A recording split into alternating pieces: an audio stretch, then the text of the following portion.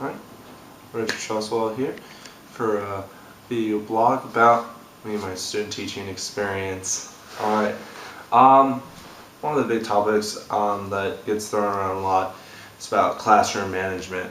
But one thing that's always kind of annoyed me in such a way is a lot of people associate classroom management with actually like disciplining and the process of like that sequence, when it's really which sounds really reactive, when classroom management should definitely be a proactive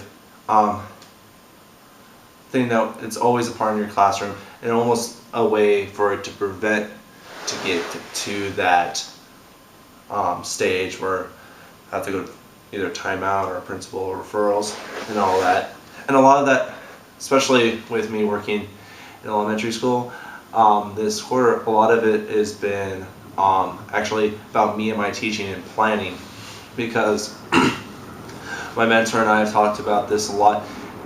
If you get in your plans and your lessons, if you give them an opportunity to stray off and kind of do their own thing, really get off task or become a disruption, they'll take that opportunity. So a lot of it is cleaning all the transitional spaces, make sure we go one thing to the next, always keep them engaged, and that usually helps them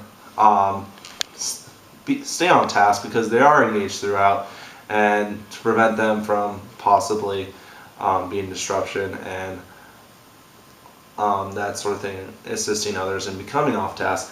But there will be those times where I guess the discipline will have to be in place and have to be carried out, and usually a lot of the districts I found have a certain policy to take care of it. We have our own bunch of referral system, levels of timeout and whatnot, but the biggest point of that is you have to keep consistent with ever, like, how much is too much of a certain activity that will distinguish it from a warning to actually setting them aside.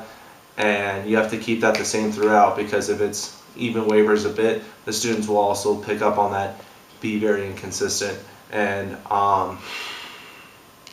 they'll try to push you a bit. But if you stay strong and it's the same throughout, then they'll sort of get the picture, at least eventually. And once one person's gone, they're just like, I don't want it to be me next, so it'll be them. They won't want to do that, so they'll be good for the rest of the period. I found, which I guess I'll combine the second topic too, which is sharing wisdom to future student teachers. Which a big thing is that classroom management. But another thing I found is get to teaching the entire class as soon as possible. There's a lot of comfortability you want of just like slowly transitioning, so only picking up a few things at a time. But really, if you're in there, if you're doing it the whole time, you'll make mistakes. It's scary, and it's kind of over a bad time for yourself, but it really pushes you, and you learn. The learning curve is so much higher, and once you like really flop, once you've had that experience, it really turns around from there, because you're gonna make sure that never happens again. So I had that early on, new to the general music game. I totally didn't know a song. Class kind of blew up in my face a little bit. I don't know to what extent.